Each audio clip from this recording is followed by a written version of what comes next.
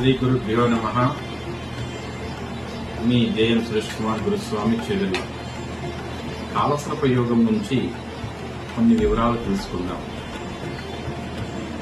కాలసర్ప యోగం చాలా సంవత్సరాలకు ఒకసారి ఆ యోగం పట్టును. మరి ఈ సంవత్సరం మన పరాభవనామ సంవత్సరంలో ఏప్రిల్ 10 నుండి జూలై 4వ తారీఖు వరకు కాలసర్ప యోగము 86 రోజులు ఉండవు. ఈ కాలసర్ప యోగం జరిగినప్పుడు యుద్ధ వాతావరణంలో మరి దేశ అరిష్టములు జరిగింది. గత కొన్ని సంవత్సరాల ముందు యోగం కలిగినప్పుడు ఈ విధంగానే ఎన్నో జరిగినాయి. కనుక ఈ కాలసర్ప యోగం ప్రజలందరికీ ఆయురారోగ్యాలు, ధైర్యం, ఐశ్వర్యం, సంపద కలగజేయాలని కోరుకుంటున్నాను. సర్వేజన సుఖినో. ఈ కాలసర్ప యోగం 2 రకాలుగా చెప్పబడుతున్నది. ఒకటి సవ్య కాలసర్ప దోషం, అపసవ్య కాలసర్ప దోషం. సవ్య కాలసర్ప దోషం అనగా అగ్రే రావు రథోకేతు సర్వ మధ్య గతాగ్రహ కాలసర్పాఖ్య యోయం నృపరాష్ట్ర వినాశనం అనగా ముందు భాగమందు రావు, వెనుక భాగమందు కేతు, మధ్యలో గ్రహాలన్నీ ఉన్నట్లయితే ఈ సవ్య కాలసర్ప దోషం అవుతుంది.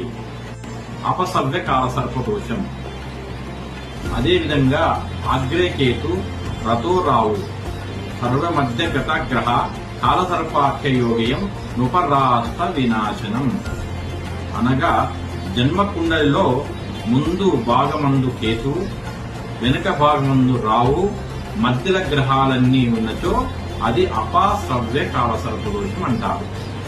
ఈ అపసవ్య కాలసర్ప దోషం ప్రభావం వల్ల కొన్ని అనర్థాలు జరుగుతున్నవి.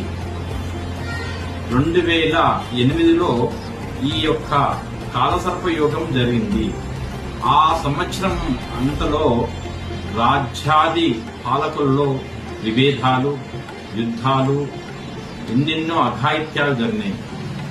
కనుక ఈ సంవత్సరం కూడా కాలసర్ప యోగం ఏప్రిల్ 10 నుండి జూలై 4 తారీఖు వరకు కాలసర్ప యోగం జరగనున్నది.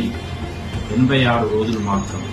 కనుక ఆ సమయంలో మనకు అందరూ కూడా శుభంగా ఆనందంగా ఉండాలంటే ప్రతి ఒక్క జాతకులు ఈ సంవత్సరం నవగ్రహ స్తోత్రం ఆదిత్యాయ, సోమాయ, మంగళ, బుధ, గురు, శుక్ర, శని, పక్ష, రావు కేతవే నమః అని శ్లోకమును పఠించడంతో కొంత పరిహారము జరుగును. సర్వేజన సుఖినో భవంతు.